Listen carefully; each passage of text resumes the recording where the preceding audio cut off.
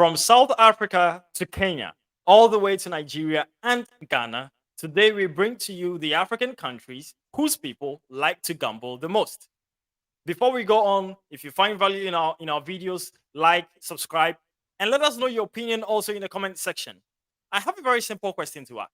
Have you ever gambled before? Let me know what your response is in the comment section. Samuel can say, have you ever gambled before? Well, Gadget J, never. Never because it's a suicidal game and I wouldn't want to meddle in such game. So I've never really bet before. All right, all right. Well, let us also know whether you have gambled before. With the rise of the internet and the use of mobile applications, the gambling industry has really been bustling on the African continent. A lot of countries have really gotten into this wave of gambling. Some people see it as a way of a new employment, and today we are going to see what the statistics behind some of these practices are like. Is it becoming an addiction for the African youth? What is really the way forward with respect to this wave of gambling that is hitting the continent of Africa? We are going to look at how frequent people are gambling, and you might be surprised the countries that are really, really topping the list.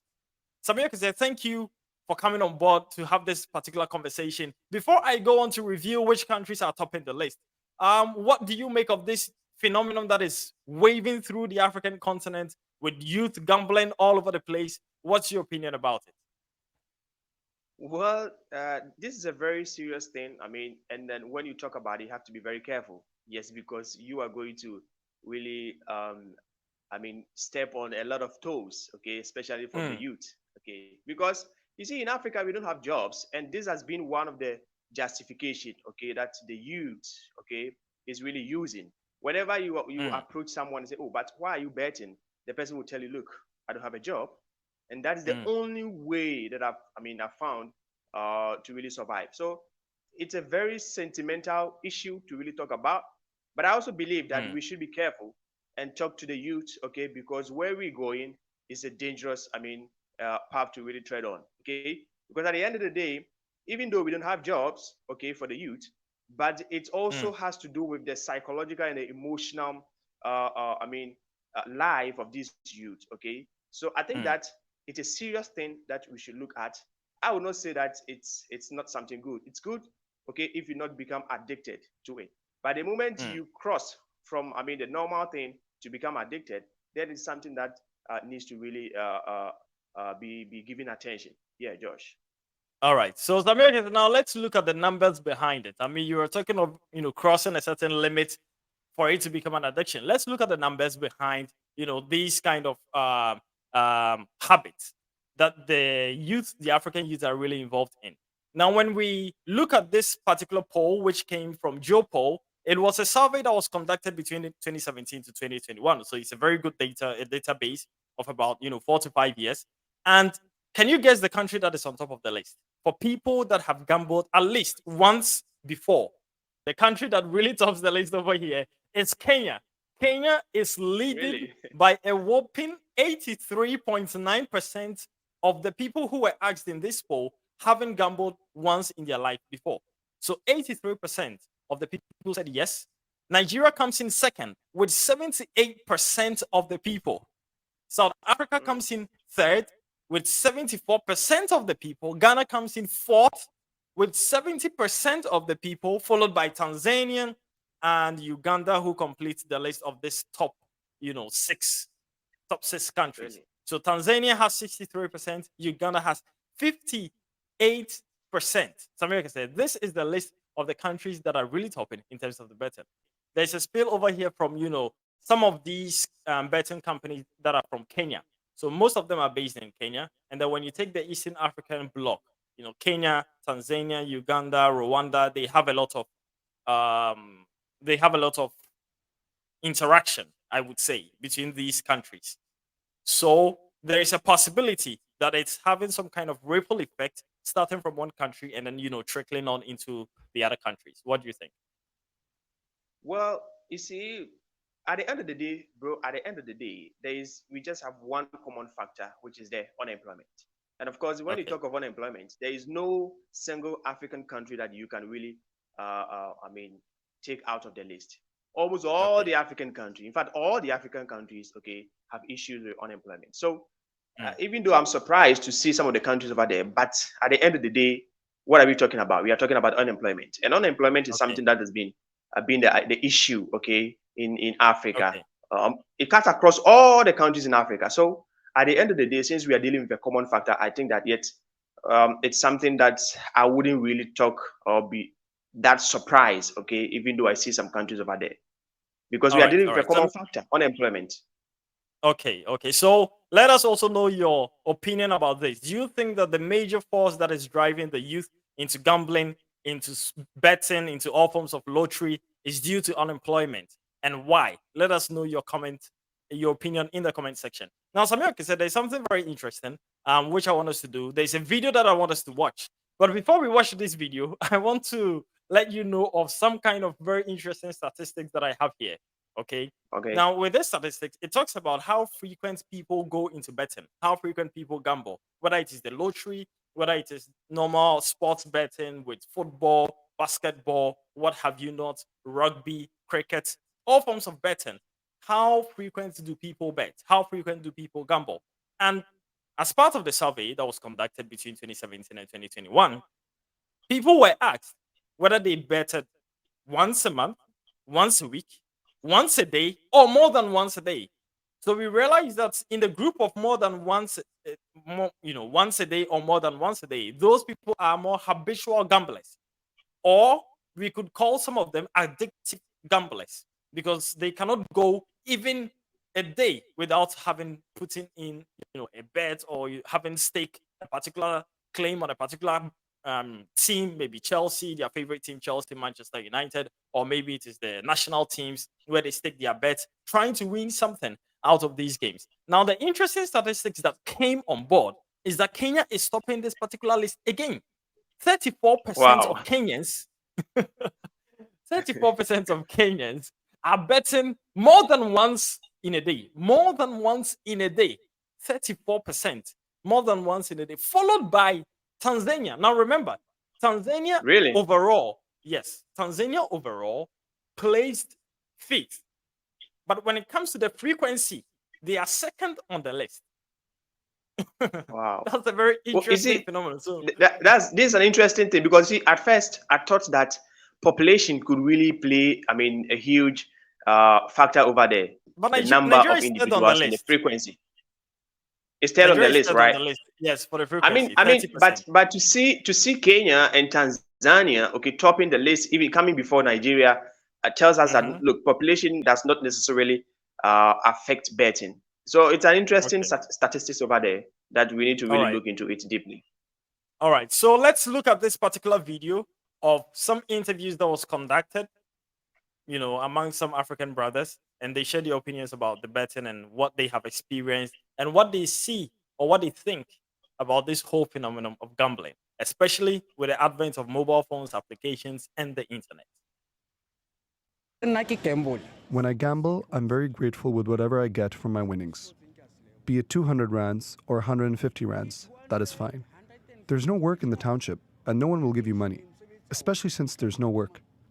Keep any amount you receive, and you'll be able to close off your expenses. You shouldn't come to a betting shop if you have stress using your last money to bet, because if you don't win, you'll collapse. People collapse here in the shop, and we never know if it is due to hunger or any other conditions. People get hurt here. We've seen a lot of people that have collapsed here.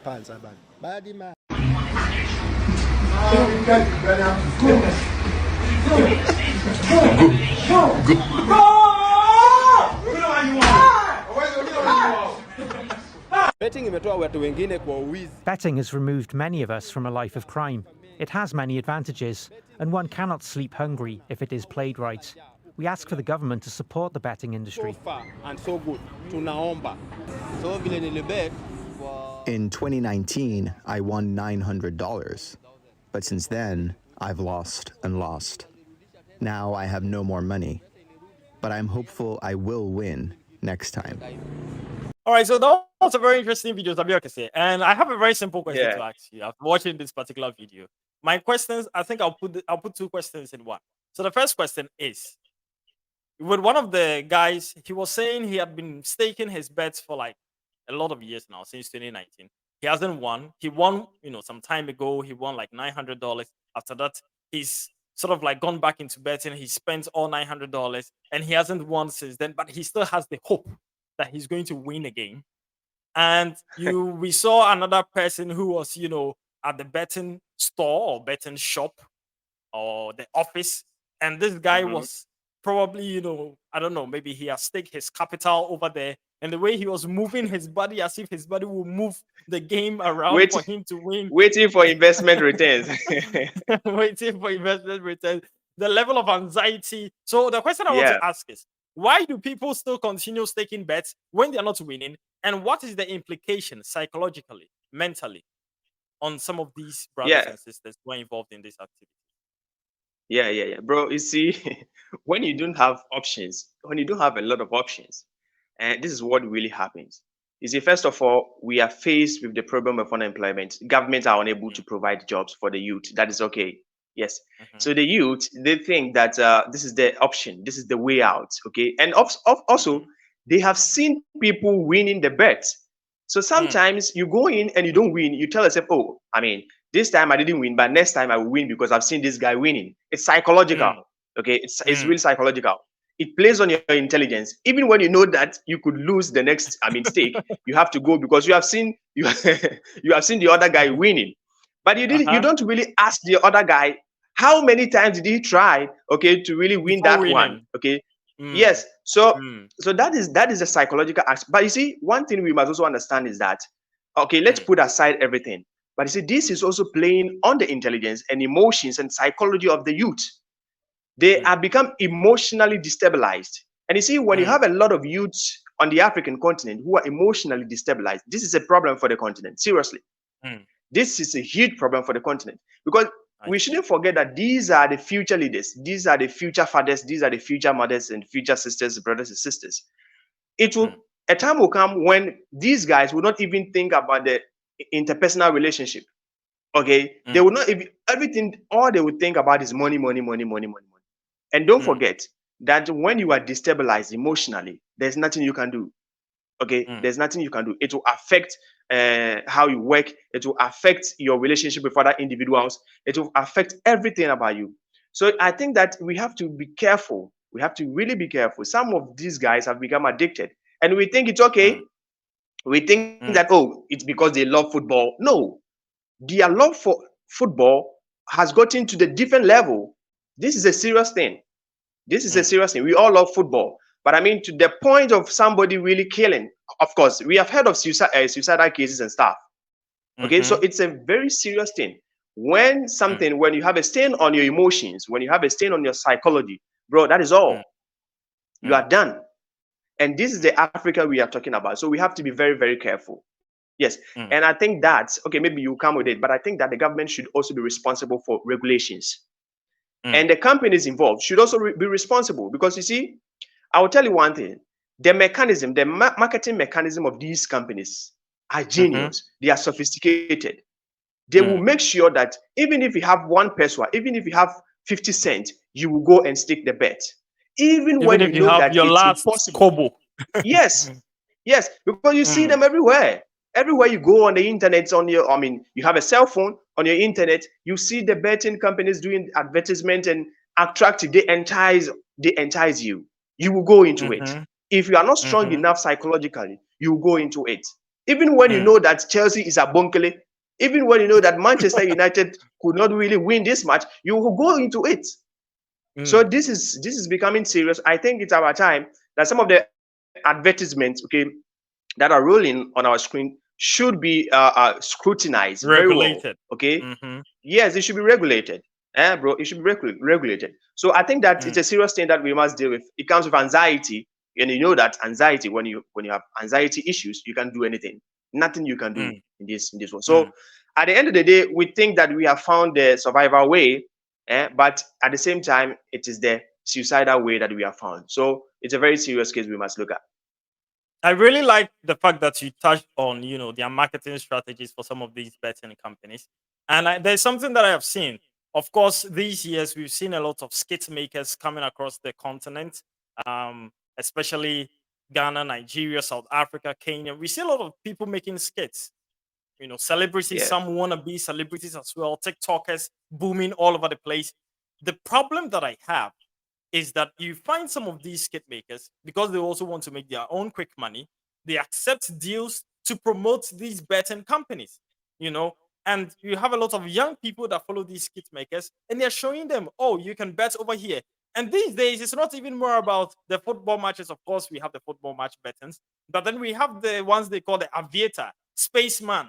They have ones where you have to line up diamonds. You have to do what and what not. I remember a story where a teacher took his salary of around 50,000 naira, and he staked his 50,000 naira in aviator. And- Like, how do you explain this, bro? I mean, let's be real. How do you explain this? You take all your salary, okay, and yes, bet. yes. I mean, how do you explain this? It means that you see, the guy has It's gotten to a point desperation. where he has no Yeah. control. He has no Yes. control over his emotions. This is Yes. serious. It's really sad. It's He serious. puts the money over there. And the funny thing with Aviator, they have this thing where you set the limit where the rockets can fly to. So he set it to Mhm. 1.01, and then when he click on play, it was 1.00, and he looks. Look at this. One thing we must tell them is that we are not saying they should stop betting. I mean, you can do it. You can But they do should be it. Okay, but responsible. Yes. yeah, you should be responsible. And you see, there are some people, when they even win, they want to win more.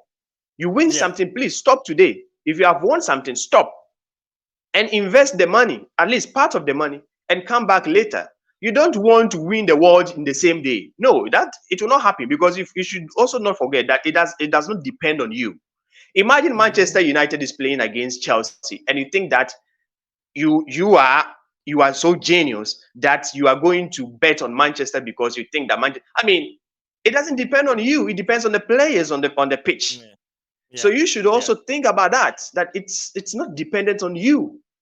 Mhm. It's on the Mhm. players. They are individuals that can disappoint at any time. So Mhm. sometimes we have to be careful. Okay, if you win something today, please, it's okay. Just invest something or use the money for something else. Come back later, okay? Because by then you would have, I mean, a very sound mind to really look into things very well. But if you want to win the whole world in a day within an hour, I mean, that will not be possible. That will All right. not be So possible. We I should want all to we I should want all be to responsible for that.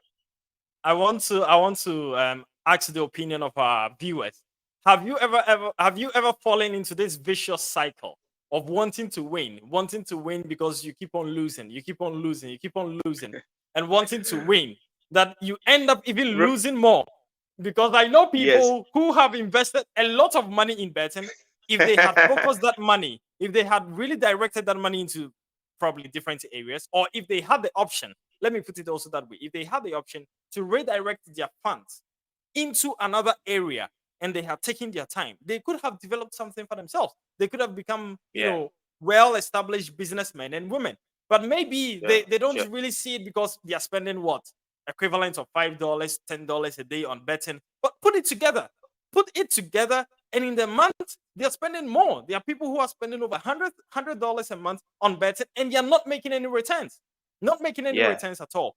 And then at the end of the day, if you count it all over for the whole year, someone would have spent about $1,000, $2,000 just on betting, which could have started a business somewhere, a small business Yeah. somewhere that could have been grown over time.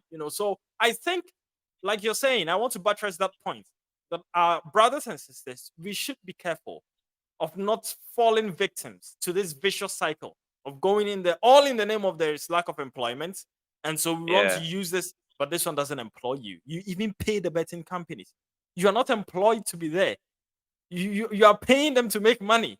So I think we need to Yes. really wake up and enlighten ourselves. So what do you want to say finally, I Samir? think I think that you see, I would say that after being in trading before, trading, and I lost a lot of money. It came to a point that I had to delete the app on my phone, okay, from my phone, Mm. because I couldn't really control myself. That was the only way that I could use to really control myself. So I know Uh-huh. how it is, okay. I know sometimes we cannot blame them a lot, but what I would say is that you see, when you win something, invest, create your own Mm. business, okay. There is no, I mean, job over there. Create something, okay, And if you create, you want to talk with us, you can come. Okay, see Josh. Just message him on the Insta. We are going to have a conversation with you, and I believe that through this conversation, okay, you could really do something for yourself. I would not say you should stop betting. Bet, but bet responsibly. Because if you reinvest the money that you get, okay, in other stuff, then you are becoming a very responsible person. All Josh, right. I would say that If you we should all be Mhm. responsible in whatever we do. Thank you.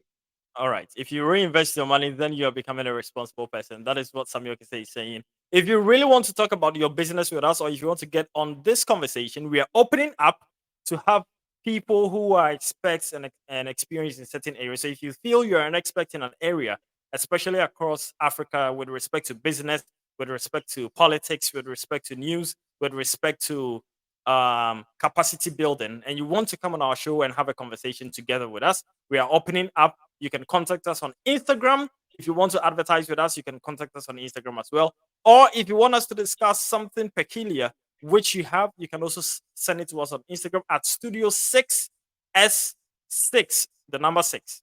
So contact us and let us be in touch. Let us have a very beautiful conversation. So thank you very much, Samuel Kese, for coming today. It's really You're been a welcome. very interesting conversation.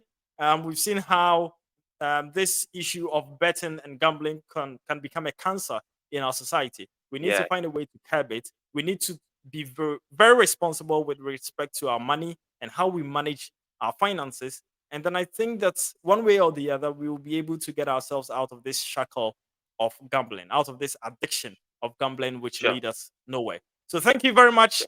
and see you in the Welcome. next video.